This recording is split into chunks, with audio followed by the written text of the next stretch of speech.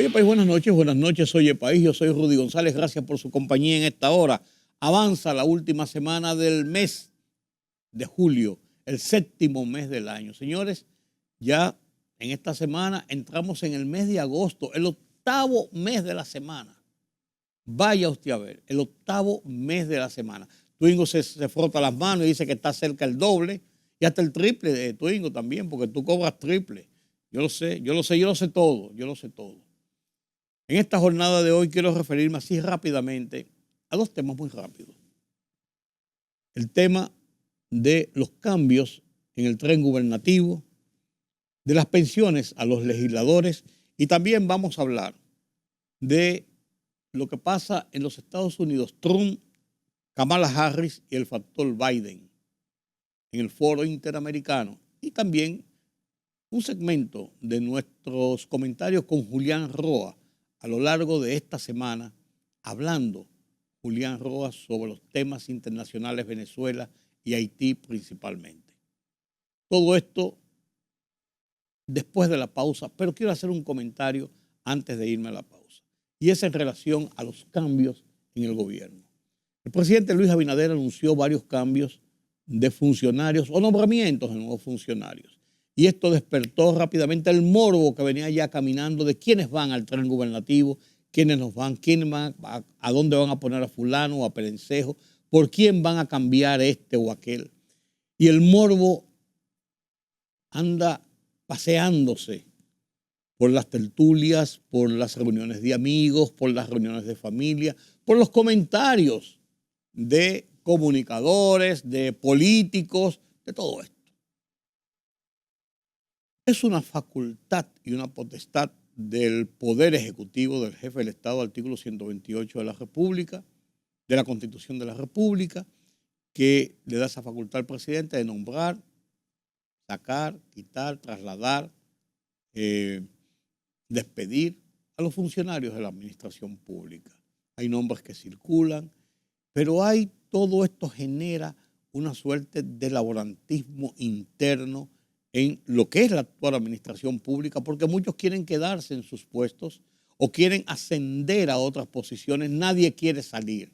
Y hay personas que están afuera del partido, de los aliados, de personas que tienen un acercamiento a la administración en su primera gestión de 4 años que se cumple el 16 de agosto y esas personas también están apostando a un puesto y circulan las versiones. Tienen sus acólitos, tienen sus amigos, tienen sus favoritos en medios de comunicación que también propalan estas posibilidades, estas versiones.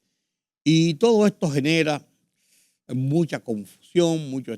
La verdad es que es una potestad del presidente que no tiene una obligación que no sea la que él se imponga o la estructura de administración que él se proponga a partir del 16 de agosto o desde ya, cuando comienza su segundo mandato de 4 años. Es una decisión directa y personal del presidente de la República que, vuelvo y digo, tiene su visión de cómo quiere estructurar su administración pública, a quién entiende que debe favorecer, quién entiende que puede funcionar para lo que es su plan de gobierno en estos próximos años, que entiende que qué cuotas de poder tiene que o debe o quiere satisfacer. Pero el morbo está ahí, ese morbo dando vuelta. Se oyen las listas y los nombres más visibles. Y yo me río a veces cuando oigo amigos que dicen, fulano de tal va para tal sitio. Seguro, yo lo sé. Y yo me quedo pensando simplemente, ajá, qué bueno. Sí, de muy buena fuente. Yo creo que la buena fuente es el presidente de la República. Cuando haga los decretos. Porque hay gente que dice que ya los decretos están hechos. Cuando viene a ver, lo cambiaron. Que tal cosa, que no era así. Que fulano se va o no se va, o lo van para tal sitio o lo llevan para otro. Yo esas especulaciones yo nunca le doy visos a ese morbo con nombres o personas, salvo que el propio presidente los anuncie o los informe en sus decretos, lo decide en sus decretos. Pero esa es una realidad y cada vez que se acerca, al entrar ahora el mes de agosto, la presión sube porque todo el mundo está con esas ansias y cada uno quiere que sus favoritos o los que no son sus favoritos o lleguen o se vayan. Así es la cosa, así es la cosa. Y otro tema que quería comentar con ustedes sencillamente es lo que ha publicado, el listado que ha publicado Diario Libre en la jornada de este lunes, indicando que 43 legisladores, hay 190 legisladores, 43 legisladores que salen para dar paso a nuevos legisladores que ganaron en la contienda del 19 de mayo para senadores y diputados. 35 de estos diputados y 9 senadores, al salir, van a recibir pensiones que llegan hasta 200 y tantos mil pesos mensuales. Y su premio es por haber sido legisladores. Lo que pasa es que los legisladores, senadores y diputados son los que hacen las leyes. Y siempre adornan todo esto para su propio beneficio, no para el beneficio de la colectividad. Nunca le han rebajado el presupuesto ni al Senado ni a la Cámara de Diputados, sino que por el contrario se los aumentan.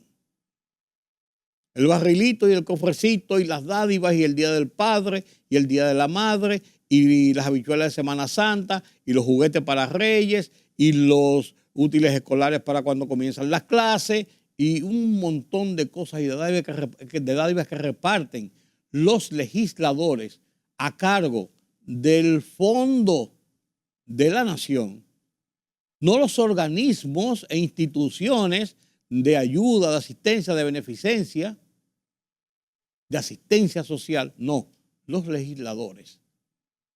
Millones y millones de pesos por eso. Y además de eso, entonces reciben esta pensión. Y hay personas que andan dando lástima meses y meses y años para conseguir una pensión de 10,000 pesos después que han servido 50 y 60 años en la administración pública, 30 años, 20 años, tienen 65, 70 años, están viejos, no pueden y andan dando lástimas en los organismos oficiales, reuniendo papeles, haciéndolos esperar, hablándole de forma grosera a muchos de ellos. El caso de don Teófilo, nosotros en el programa de radio, don Jorge Rodríguez y yo tuvimos, y Juan TH en su momento, tuvimos que hacer diligencias para que pudieran recibirlo, para que pudieran después ayudarlo con el tema de los papeles, para que pudieran conseguirle una pensioncita de 12,000 pesos, después de haber servido toda su vida en el Estado Dominicano. Cosas como esas dan lástimas. Entonces estos señores, por haber sido diputados, a veces unas personas jóvenes incluso, que no llegan a los 50 ni a los 60 años, salen de ahí con una pensión después de haber recibido jugosos beneficios por el ejercicio del cargo de ser diputado o senador. No puede ser, señores. Son desigualdades que chocan, son desigualdades que a uno realmente le preocupan, que uno se siente mal, muy mal, cuando ve que ocurren estas cosas. Son las desigualdades del sistema, de los gobiernos, de la administración, del amiguismo, de la política dominicana. Así es, señores. Así es. A la vuelta, veamos el Foro Interamericano, donde se analiza la situación de los Estados Unidos y las elecciones del 5 de noviembre. El giro que ha dado la candidatura demócrata con la renuncia de ser candidato del presidente Joe Biden a la reelección y la entrada de Kamala Harris, quien se ha convertido en la candidata de moda frente a un Donald Trump que todo el mundo sabe que es una tromba. Cómo andan casi pareados ya en las encuestas. ¿Qué depara el futuro? Gonzalo Abarca presenta el Foro Interamericano después de la pausa. El presidente Luis Abinader declaró que su gobierno acepta la decisión venezolana de ordenar el retiro inmediato de los representantes de República Dominicana y otros 6 países de su territorio. Abinader afirmó que se mantendrá evaluando la situación para tomar las medidas del lugar, reiterando que es indispensable una verificación internacional de las actas de votación del proceso electoral celebrado en Venezuela el pasado domingo y que las reglas electorales no pueden aplicarse a discreción. El ministro de la Presidencia, Joel Santos, afirmó que el gobierno tiene intención de acelerar el plan de registro de motocicletas y que contempla integrar la tecnología para hacer más ágil el proceso. Ahora vamos a acelerar este proceso. Se están revisando los mecanismos para utilizar todavía más la tecnología para mejorar el registro de motocicletas, indicó Santos. Las autoridades dominicanas repatriaron a Jamaica un nacional de ese país apresado cuando intentaba entrar a República Dominicana por el puesto fronterizo con Dajabón. Se trata de Shadane Anthony Mackenzie, de 35 años, quien es buscado en su país por asesinato y fue enviado en un vuelo a Kingston desde el Aeropuerto Internacional Las Américas.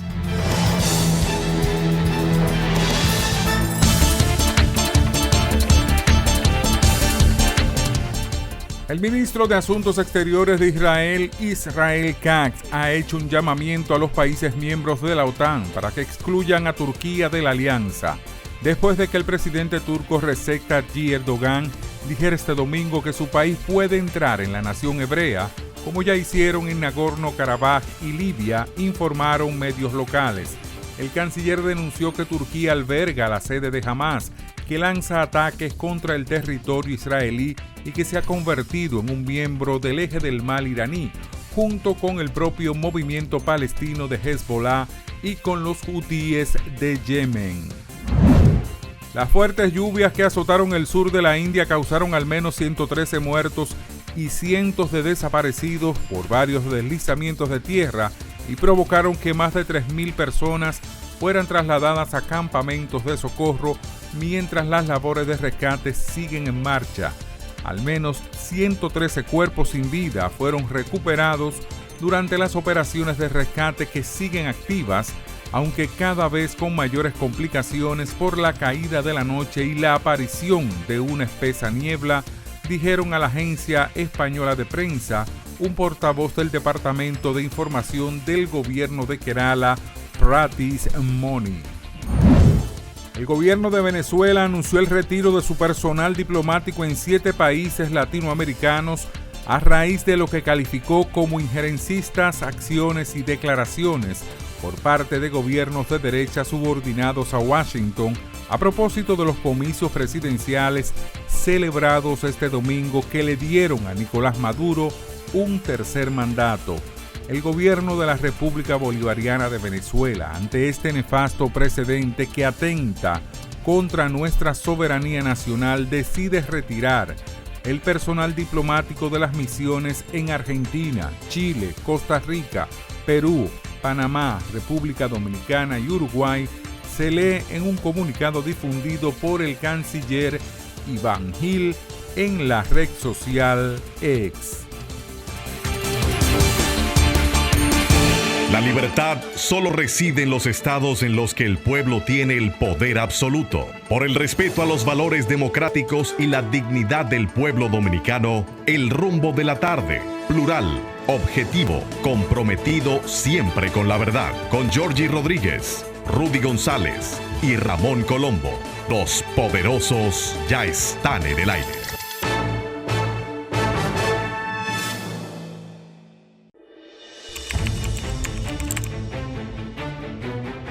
Periodismo de investigación, columnas, opinión, análisis, reportajes de fondo. Hora por hora, una completa plataforma multimedia. Periodismo con valor. Noticias horaporhora.com.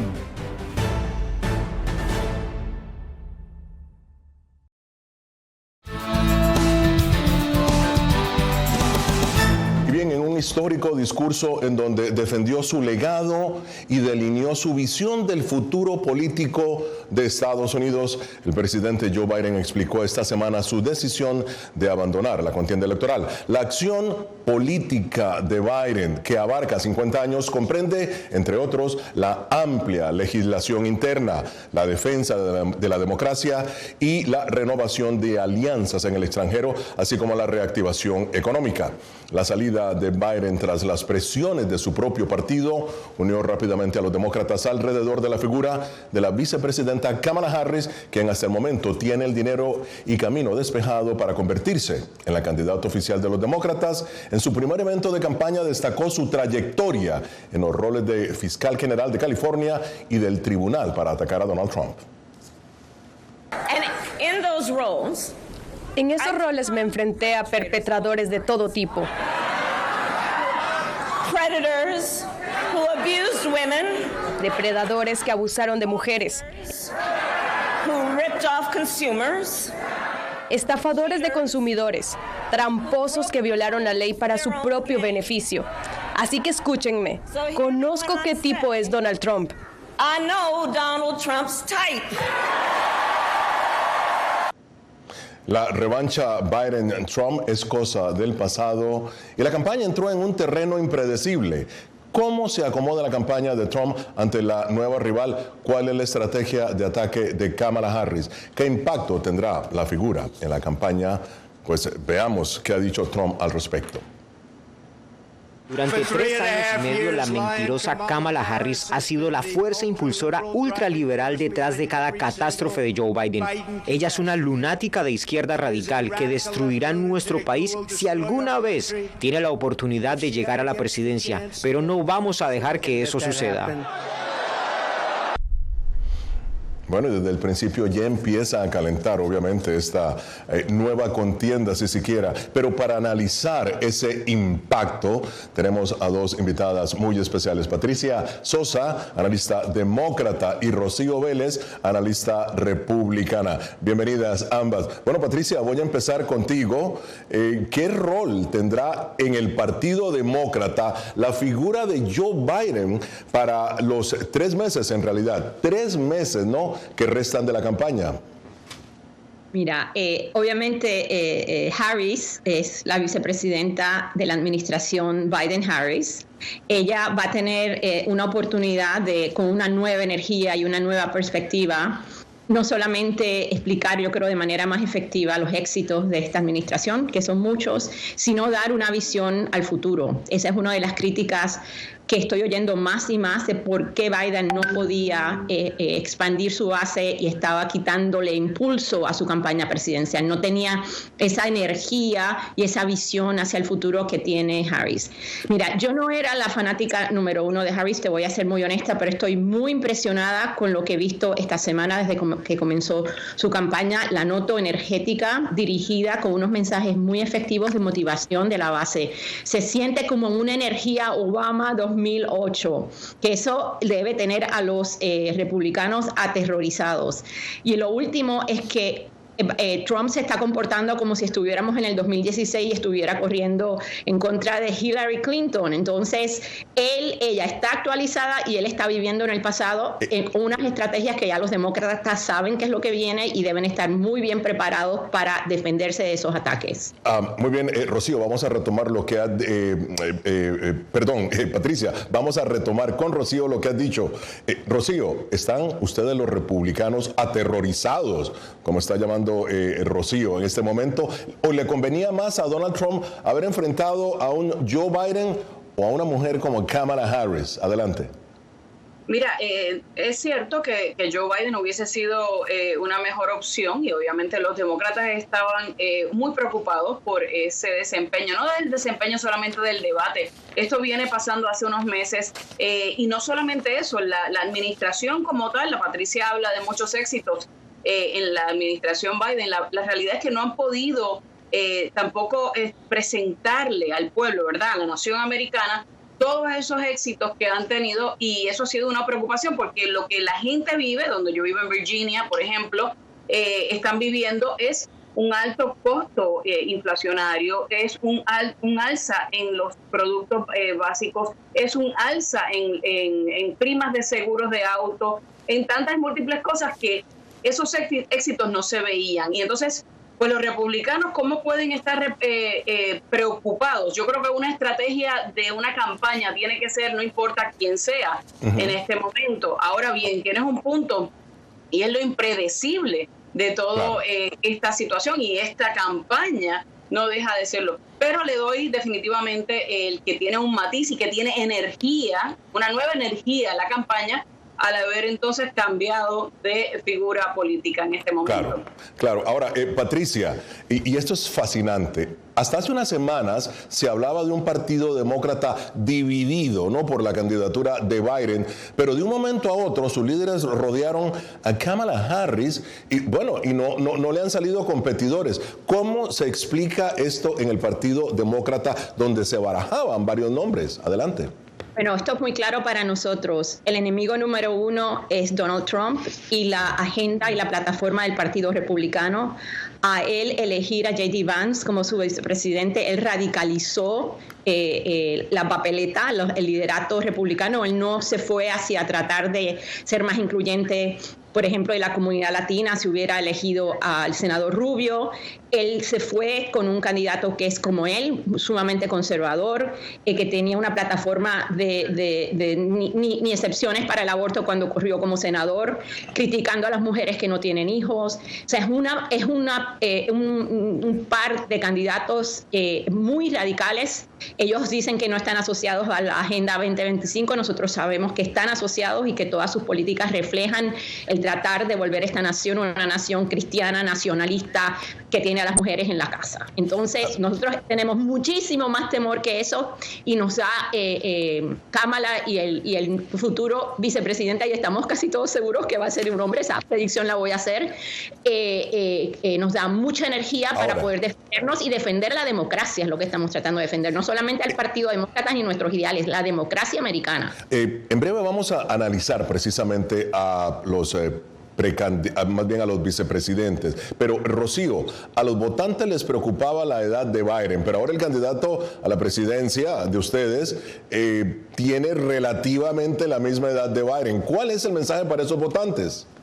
El mensaje, mira, sí, la edad puede ser una preocupación, pero no es la edad, porque yo pienso que una persona de 20 años es vieja y una de 80 puede ser vieja, es la energía, y ahorita lo estábamos hablando. Cuando tú ves a un atentado de asesinato que tuvo un Donald Trump y que se puede lanzar, volver y entonces ir a una convención a los próximos 2 o 3 días y estar de una forma fogosa, ahora mismo haciendo campaña, pues yo no pienso que sea una preocupación la edad. Ahora bien, que eso es la preocupación que debemos tener todos los electores y votantes, son las políticas, las plataformas, ¿verdad?, que presenta cada uno de esos candidatos.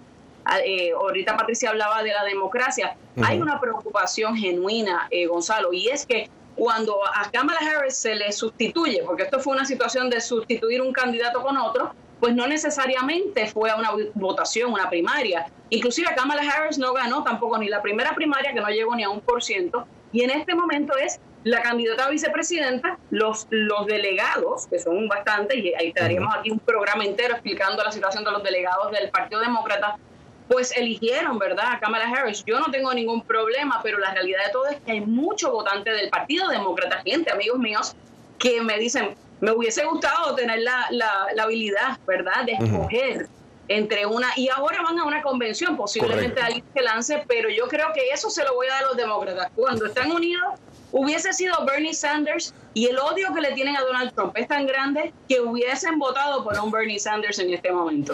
Conclusiones. Rocío, tu análisis, adelante. Mira, yo espero que tengamos una contienda electoral con respeto en lo que cabe, porque definitivamente los dos campos pues se odian muchísimo, pero me gustaría que fuera algo de altura, de ofrecerle definitivamente a nuestra juventud, que ahora mismo tienen 2 y 3 trabajos, eso no es una gran economía, muchos jóvenes que definitivamente quieren tener ese sueño anhelado, una propiedad, muchas cosas en las que podemos todos coincidir, altos costos en todo lo que hablamos, ¿verdad?, en términos de la economía, y quisiera ver un progreso de parte de quien sea. Yo me considero un poco independiente en este momento y me encantaría ver que esas dos opciones sean de verdad de apoyo y de progreso para nuestra nación. Patricia, tus conclusiones. Yo también quiero ver una campaña de altura. Ahora, vamos a ser muy claros. El único partido que ha dicho que a menos que Donald Trump gane, no consideran que va a ser una elección legítima es el Partido Republicano. Así que tenemos un problema, no solamente en cuestión de la campaña, en cuestión de que se respeten los estados. Bueno, muchísimas gracias a Patricia Sosa y Rocío Vélez. Llegamos así al final de Foro de La Voz de América. Nos vemos la próxima semana. Desde Washington, se habló Gonzalo Vargas. La libertad solo reside en los estados en los que el pueblo tiene el poder absoluto. Por el respeto a los valores democráticos y la dignidad del pueblo dominicano, El Rumbo de la Tarde, plural, objetivo, comprometido siempre con la verdad. Con Georgie Rodríguez, Rudy González y Ramón Colombo. Los poderosos ya están en el aire.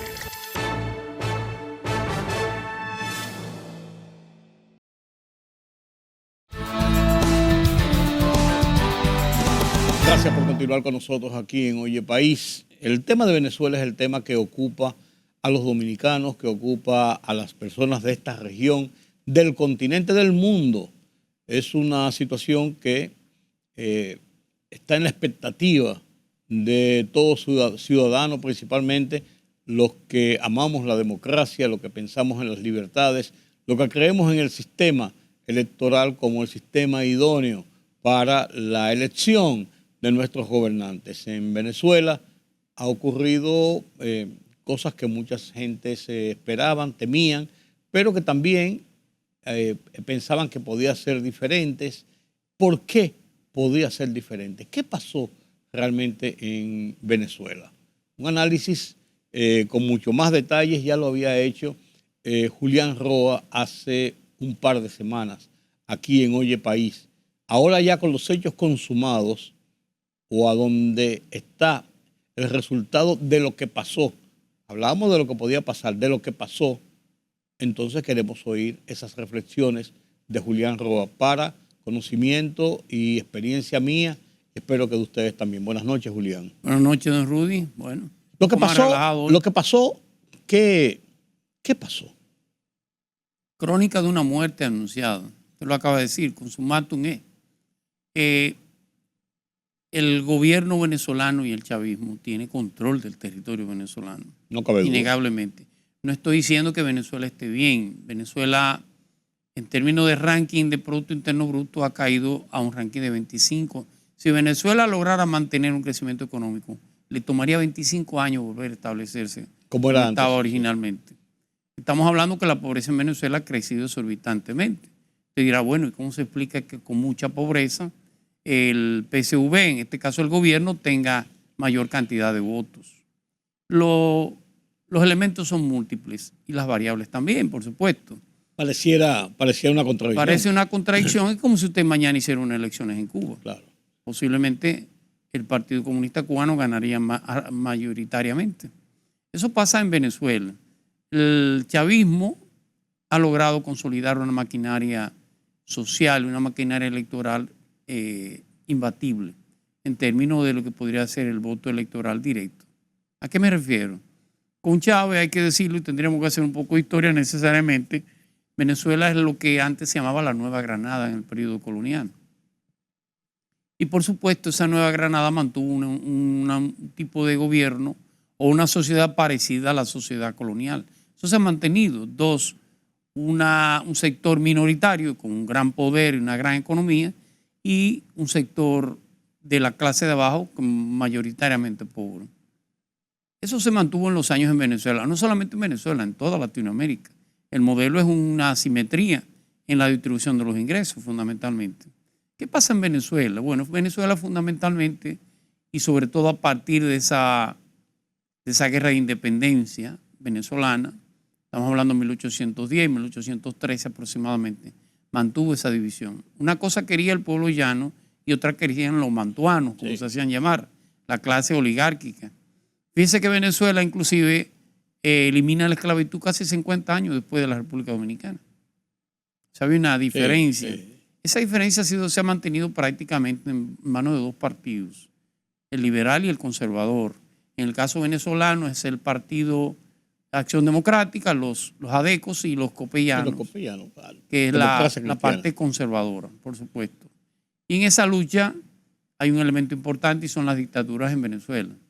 Todo parte del siglo XIX y la mitad del siglo XX fueron dictaduras en Venezuela. La más famosa es lo que usted conoce de Pérez Jiménez, ¿no? ¿Verdad? Sí, primero de Vicente Gómez, sí, aquel folclórico dictador venezolano de los años 30. Asume el control en Venezuela en 1908, termina en 1935. Un dictador muy pintoresco. Y luego viene un periodo, una especie de interludio democrático en Venezuela. Y es la elección de la conformación del partido ADECO, Acción Democrática, que termina ganando las elecciones en Venezuela con aquel famoso escritor Rómulo Gallego, ¿usted recuerda? Aquella obra de Doña Bárbara, y los dos maridos. Sus 7 maridos. Eran 7. Dice, la obra dice 2, pues dicen que eran 7. Un gobierno muy efímero, un gobierno de apenas 9 meses. Sí. Y luego vuelve otra dictadura que la de Pérez Jiménez. Hasta finales de la década del 50, que por primera vez se elige un gobierno democrático. Se elige a Rómulo Betancourt, por supuesto. Y de ahí en adelante se divide el poder en Venezuela entre los conservadores y los liberales. Copellanos y ADECO. Aquel famoso acuerdo de Punto Fijo, ¿no, verdad? Un acuerdo hecho en la finca de Rómulo Betancourt, por cierto. Mantuvo, o estaba uno en el poder o estaba en el otro. Eso terminó degradando la política en Venezuela, a tal nivel que la corrupción fue sumamente expandida en todos los partidos en sentido general en Venezuela, pero sobre todo en estos dos. Rafael, los principales. ¿Cómo se llamaba el asistente de Rómulo Betancourt? Carlos Andrés Pérez, del lado de Rafael Caldera, del lado del COPEI. Herrera Campín, usted recuerda a todos. Sí, que eran los demócratas cristianos del continente. Algo que cambió ese equilibrio hegemónico en Venezuela fue el descubrimiento del petróleo en Venezuela, años 30 más o menos. Bueno, Vicente Gómez disfrutó parte de ese bienestar, de esa bonanza de Venezuela, pero donde se produce mayor bonanza es con la crisis de los años 70. La crisis, aquella famosa de los precios del petróleo y la guerra de los 6 días en Israel. Eso explotó de manera positiva todas las riquezas en Venezuela. Bueno, de hecho, los exiliados venezolanos que vivían en Miami tienen un famoso eslogan, el dame 2. Dame 2. ¿Cuánto vale ese vehículo? Tanto, dame 2. Dame 2. Y aquella cosa, tanto, dame 2. Le pusieron la tribu de los dame 2. Porque era una bonanza extrema. Tenían tanto dinero que... Pero era una bonanza de la clase oligárquica, de la clase rica venezolana. El pueblo vivió en la mayor pobreza, esos cerros venezolanos. Cuando usted va del aeropuerto hacia la ciudad. Sí, toda Caracas son famosos. Claro. Y por supuesto vino el colapso. Hay un coronel de los años 90 que da aquel famoso intento de golpe de Estado. Ese coronel fue un coronel de la Fuerza Aérea, Hugo Rafael Chávez Frías. Chávez Frías termina, por supuesto, en prisión.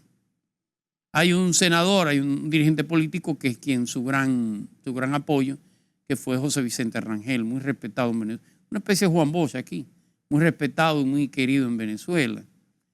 Al indulto de Chávez, en el gobierno de Caldera, ya va a las elecciones, por supuesto, vienen las elecciones de la reelección de Caldera. Usted recuerda aquel... Con el MAS.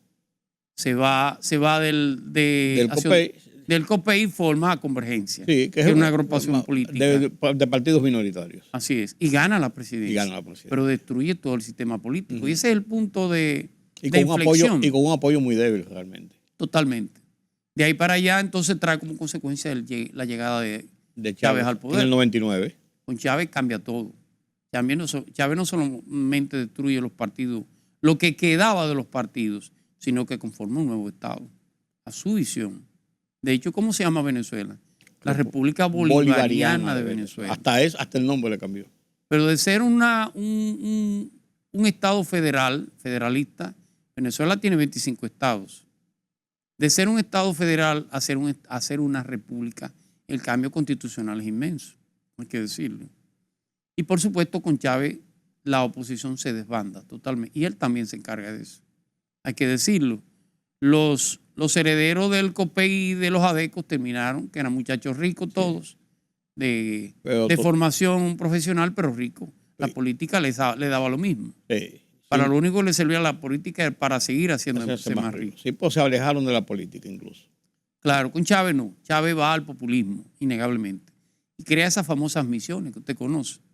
Misión salud, misión educación, y eso, misión vivienda. Con el dinero del petróleo, fundamentalmente, alimentó ese populismo. Que no era cierto y que no fue todo negativo, hay que decirlo. Esa misión salud, sobre todo con los médicos cubanos, llevó salud a los barrios más pobres de Caracas. Le dieron ese apoyo popular. Por supuesto. Igual lo hizo con la misión vivienda. Más de 1 millón de viviendas construidas en un año. O la misión, en pocas palabras, esos programas asistencialistas llegaron a la clase paupérrima de Venezuela. Y por supuesto eso se hizo en detrimento de ¿qué? De la economía. Un discurso de izquierda, un discurso de hablar de un nuevo socialismo, por supuesto que ahuyentó todo tipo de inversión extranjera. Las empresas venezolanas terminaron quebrando. Y las que no quebraron, él terminó nacionalizando, como fue el caso de PDVSA, que sí era cierto que era el gran patrimonio de Venezuela, también lo era para expoliar esa riqueza. O estaba en manos de empresas extranjeras, o sencillamente estaba en manos de toda la corrupción venezolana. O sea, hay que ver a Venezuela antes de Chávez y después de Chávez. Pero Chávez es una consecuencia, no una causa. La causa era todos esos niveles de corrupción y de falta de desigualdad. Claro. Pero ese es el escenario a la situación. Llegamos actual. Entonces con Maduro, cuando Chávez deja a Maduro a propósito de su enfermedad. Maduro es un accidente, aunque usted no lo crea. Maduro es un dirigente preferil de camiones en Venezuela, con una gran popularidad y por supuesto en términos políticos es una hechura de Chávez, hay que decirlo. Sí, claro. Pero no es el individuo de gran desarrollo intelectual. El de desarrollo intelectual de Chávez era Elías Agua, ¿usted recuerda? Claro. Fue canciller. Y Maduro lo sustituye precisamente. Por supuesto. Pero Elías Agua es la parte pensante, es la parte liberal. Claro. Es la parte crítica. Él, Juan Vicente Rangel y otros más, son la parte dentro del CPSV formado que fundamentalmente sabía hacia dónde debía ir Venezuela. El resto era el populismo, en el cual se inscribía Chávez. Chávez, Maduro, los hermanos Rodríguez, ¿cómo se llaman los hermanos Rodríguez? Dalcy Rodríguez, que creo que es actual vicepresidenta. El hermano Tarek Así, que es de origen sirio. Y ese es el grupo populista que dentro del PSV termina controlando el PSV. No es la parte romántica y la parte sentimental y la parte ideológica de Chávez, no. Ese grupo termina dominando el partido. Y por supuesto termina desplazando el otro. Usted no sabe dónde está Juan Vicente Rangel, ni sabe dónde está Elías Agua. Tampoco. Y por supuesto alguien que es un populista desde el inicio es el que era presidente de la Asamblea Nacional. ¿Cómo se llama? Diosdado Cabello. Diosdado Cabello. Pero Diosdado Cabello es la parte, el músculo, vamos a llamarle así, el músculo de ese populismo. No solamente en términos de ideología, sino en términos de corrupción también. Sí. Entonces se apoya en un militar joven llamado Vladimir Padrino, que en cierto modo es la especie de articulador, el verdadero poder en Venezuela, pero el poder militar. Significa que hay una combinación perfecta en términos de populismo. Al final se han llevado la economía de Venezuela, innegablemente. Han terminado llevando a Venezuela a un verdadero fracaso. El esfuerzo que ha hecho la oposición en los últimos años, principalmente de cara a Maduro, que tenía mayor debilidad que el populismo de Chávez, que era se convirtió en un verdadero líder dentro de un sector importante, principalmente de la clase más pobre de Venezuela, y conquistó una masa importante cuantitativa dentro de lo que podía ser el electorado. La oposición venezolana ha fallado en varias ocasiones para ascender al poder por la vía democrática del voto. En esta ocasión se pensaba, por lo que se había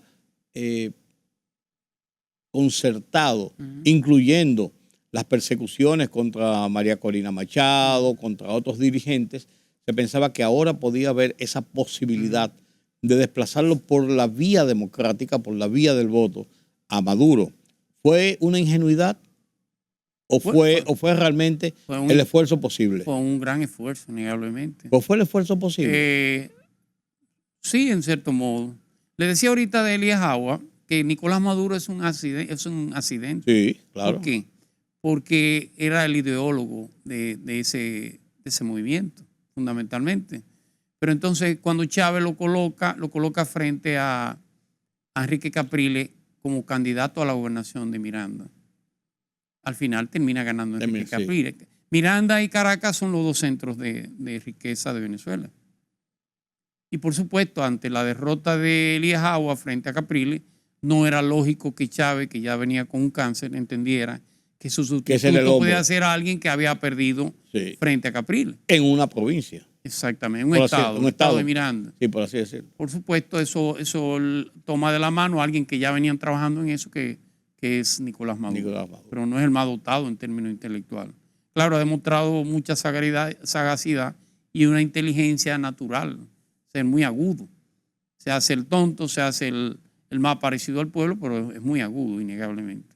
Ahora bien, ¿qué es lo importante de todo esto? Que el chavismo, vuelvo y le digo, ese modelo de Chávez está enraizado en la parte más baja de Venezuela, en el ciudadano de menor nivel de Venezuela.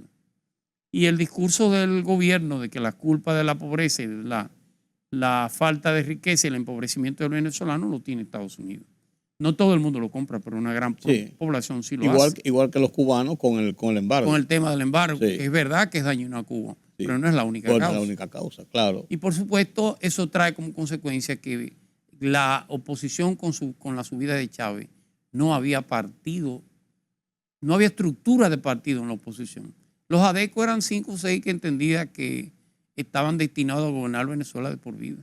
Igual los copellanos. Nadie se preocupó por hacer un partido fuerte. Además, le digo de todo el desastre de la intención de Caldera, de la reelección de Caldera, que es verdad que la logró, pero la consecuencia fue destruir el propio. Sí. ¿Cuál es la consecuencia? Que son ya, sobre todo en un segundo periodo de Chávez, de los herederos de esos ADECO y copellanos intentar formar una oposición. Le ha costado 25 años y todavía no lo logra, esa es la verdad. Ahora estuvieron cerca. En el caso del que más cerca llegó fue el alcalde Ledesma y al final terminó retirándose. O de Leopoldo López. Que terminó en el exilio. Terminó en el exilio. La misma María Corina Collado vivió un tiempo en el exilio. Sí. Ahora de Capriles no se sabe. Exactamente. O sea, hay un tema de identidad de clase. De una manera u otra, la oposición no necesariamente representa lo mejor para Venezuela. Claro que es un cambio democrático. Este es un gobierno de 25 años, hay que decirlo. Y es un gobierno que en términos económicos ha degradado al máximo. El último intento de Chávez, que posiblemente nos había beneficiado a América Latina, Petrocaribe. Fue Petrocaribe. Pero Petrocaribe era contra Venezuela. Sí. No era posible mantener precios y en cierto financiar el resto. A largo plazo. A largo plazo, con una Venezuela cada día en mayor nivel de pobreza. Y con países pobres. Porque si fueran con países ricos, claro, tú podías en un momento determinado decirle, por favor, págamelo todo. Eso era externalizar la pobreza. Tanto es así que tuvieron que vender la deuda por la mitad del precio. Correctamente. Significa que no empobreció más a Venezuela. Más sí. América Latina le sirvió de mucho, a nosotros nos sirvió Petrocaribe. Claro. Haití, a muchos países le sirvió. Sí.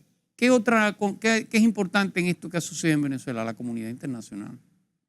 Las declaraciones de la comunidad internacional. Bueno, ahora mismo 9 países han pedido una reunión urgente del Consejo Permanente de la OEA, muestran su preocupación, hay un movimiento de solidaridad con el pueblo cubano, pero ¿será posible que esto pueda revertir una situación que parece una situación de hecho? Porque hemos visto que la comunidad internacional para poco ha servido muchas veces con situaciones en América Latina. No voy a citar el caso de Haití porque es un caso emblemático como cuando uno habla de su casa, pero lo hemos visto por toda América Latina. No ha tenido mucho efecto en muchas situaciones similares o casi similares. El caso de Nicaragua es un ejemplo, por ejemplo.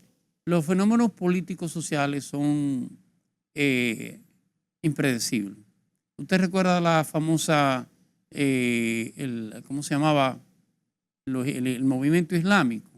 La primavera árabe. La primavera árabe. Fue un señor que se pegó fuego. Sí, porque lo desalojaron un buhonero. Un buhonero. Desató todo ese movimiento de la primavera árabe, que ha terminado siendo peor que lo que ellos reivindicaban. Sí. Los movimientos sociales son impredecibles, pero si usted contara, y estoy especulando por supuesto, si contara los votos colocados en las urnas, ganaría el madurismo. No estoy diciendo que la manera como llegaron esos votos a las urnas haya sido la mejor manera posible. Fíjense que Venezuela tiene, por ejemplo, un exiliados económicos, no políticos, de casi 5 millones de venezolanos, de 3 y 4 millones de venezolanos. Sí, no, hablan de 7.7. Votaron menos de 400,000 venezolanos en el exterior. No porque no quisieran, sino porque el gobierno se encargó de que no votaran. Establecía o pensaba el gobierno que la mayoría serían opositores. No, y así era realmente. Como es lógico. Cerró la frontera con Colombia, impidió que varios aviones que volaban desde Panamá hacia Caracas con observadores pudieran llegar. Posiblemente si cuentan los votos estén los votos ahí. La manera como tuvieron fue una manera antidemocrática totalmente. Quizás la oposición se durmió en sus laureles y pensó que el boom que habían logrado publicitario, mediático, de apoyo de gobiernos y de intelectuales y de políticos en América Latina y de otras partes era suficiente para sobrepasar esos votos del chavismo y de Maduro, del madurismo? Yo creo que la oposición hizo su gran trabajo. Aunque no logre quedarse en el poder en Venezuela, la oposición tiene que felicitarse realmente. Porque por primera vez realmente ese movimiento, ese madurismo, pudo verse en peligro de perder el poder. Pero 6 años de gobierno. La oposición hizo un gran trabajo. Está bien, por 6 años de gobierno. En el tiempo, ¿podrá esa oposición consolidar realmente un movimiento de futuro? ¿O será una ilusión más que pasa y tendremos que esperar dentro de 5 años otra vez la conformación de otro movimiento de ilusión? Bueno, sí. Sí, porque son 6 años de gobierno, o sea, 5 años para comenzar a formar un movimiento. Es lo que te digo, es verdad lo que tú dices, ha avanzado, claro. Pero el gobierno es el gobierno, el poder es el poder. Todo se agota, tienen que recordar eso. De hecho, ese modelo económico, político-económico de Venezuela está agotado hace mucho tiempo. El resto es un tema de represión, hay que decirlo, y es un tema de control social, el populismo, volvemos al mismo. El salario mínimo de Venezuela son $6, ¿usted sabía? Sí. Con $6 vive una familia 30 días. Tiene que hacer la fila, tiene que levantarse a las 4 de la mañana para ir a recibir la ración que le iban a dar. Tipo Cuba, en cierto modo. Tipo Cuba, pero peor que Cuba, porque Cuba no ha conocido democracia nunca. Cuba no ha conocido ningún gobierno democrático desde su fundación, ¿usted sabía? El único gobierno democrático, la única luz democrática de Cuba fueron aquellos famosos 7 meses de Prío Socarrás. Después no la ha conocido. O sea, salió la dictadura de ¿cómo se llama? De Fulgencio Batista. No, antes de Fulgencio Batista tenía Estrada Palma. Tenía los militares, luego tuvo Fulgencio hasta que termina Fidel Castro. De Fidel aquí no hay democracia en Cuba tampoco. No. Nos guste o no, esa es la realidad. Bueno, una vez Maduro dijo que si los cubanos estaban acostumbrados a pasar hambre, no había por qué el venezolano no lo hiciera. Pero en ese planteamiento que tú haces, y mencionaste la palabra violencia callejera, claro. Prácticamente una insurrección. Lo que pasó en el 2014, 2015, después del madurismo, que fue una oleada de violencia en las calles, donde la oposición salió a protestarle al gobierno, el gobierno le demostró que tenía también gente para que protestaran contra ellos y usó la represión de Estado. Sí. ¿Podría esta vez esa oposición envalentonada repetir aquellos acontecimientos de generalizar protestas en la calle? Lo que pasa por ejemplo, es que una vez se produjeran esos acontecimientos, usted no sabe quién la va a liderar. Esa es la verdad, por un lado. El caso de la oposición, le repito, es una oposición fragmentada. Esta señora, Corina Machado, que el madurismo se encargó de que no fuera candidata. ¿Sabe por qué se encargó? Porque no declaró unos bienes, supuestamente. Sí. Unas facturas, algo inédito. Sí. Totalmente. Era sacarla de juego. Pero eso mismo hizo muchas gobernaciones. Acuérdense que en Venezuela las gobernaciones se eligen. Sí. Y los miembros de la Asamblea Nacional. hubo un sinnúmero de candidatos de la oposición que tenían liderazgo propio en las demarcaciones. Que fueron eliminados de manera fraudulenta, hay que decirlo así, por imposición de la Comisión Nacional Electoral. Usted recuerda aquella nefasta presidenta, ¿cómo se llamaba? Ibizay Lucerna. Sí, Lucerna. Decía, bueno, las elecciones son mañana, pero ganará Maduro. No tiene sentido. Eso se ha mantenido. Hay un control político electoral en Venezuela. Sí. ¿Qué tiempo va a durar? Bueno, va a depender también mucho de la economía. La economía está en su peor y no en su peor tiempo. Entonces, decir como así. Bueno, la economía está en un colapso, pero Estados Unidos no puede darse el lujo en este caso ahora de generar una crisis con Venezuela, mientras tenga abierta el escenario de Ucrania y mientras Venezuela consigue el respaldo, por ejemplo, de China, que ha emitido una declaración felicitando a Maduro. Eso es algo que no se había producido. O el caso de Irán, el caso del propio Putin. Sí, pues han sido aliados tradicionales del chavismo. No, en el caso de China no. Bueno, China se ha manejado con distancia, pero no le ha negado nunca el apoyo. Pero lo que quiero dejarle dicho es que el escenario no es tan adverso, el escenario internacional, porque Estados Unidos no puede pasar de las declaraciones que ha dado, que de hecho no ha dicho fraude, sino que le preocupan, que hay que volver a contar. Y un elemento importante es que los únicos dos jefes de Estado, líderes que han apoyado, han felicitado a Maduro latinoamericano, han sido Evo Morales y Rafael Correa. Sí. Usted dirá, ¿por qué lo felicita Evo y no lo felicita Luis Arce? Si forman parte del movimiento de acción bueno, están peleados. Están peleados. Sí.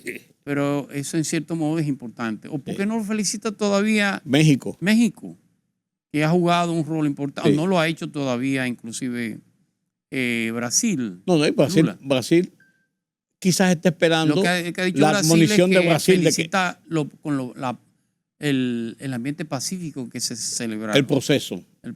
La forma de celebración del proceso, no necesariamente los resultados. Pero al final, y esa es mi opinión, quien va a llevarse el chavismo a Maduro tendrá que ser la economía necesariamente. Pero finalmente con este tema, ¿tú crees que los Estados Unidos, con la situación que tiene interna los Estados Unidos en un cambio eventual de administración, en el caso de los demócratas, los republicanos y lo que piensa Trump necesariamente, la posición de Venezuela se consolida o se podría ver enfrentada si Trump ganara las elecciones? Estamos hablando de dos supuestos. Estados Unidos, el escenario político norteamericano se parece al venezolano. Posiblemente las simpatías giren en torno al Partido Demócrata, pero los votos electorales los tiene el Partido Republicano.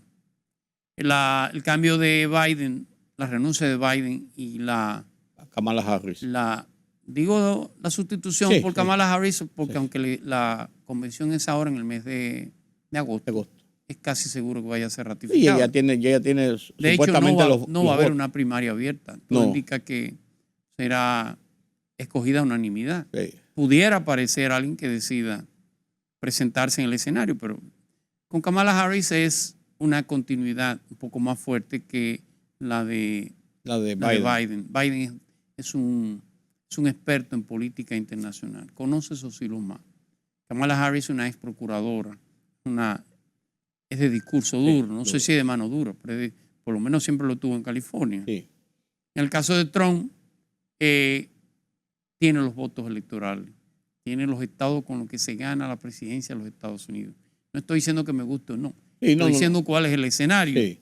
Puede cambiar, por supuesto. Recuerde que las elecciones son en noviembre. La posición de Trump y de Kamala Harris versus Nicolás Maduro. La posición de Kamala Harris va a ser más de acuerdo. La de Trump va a ser más de confrontación. De mayor confrontación, claro.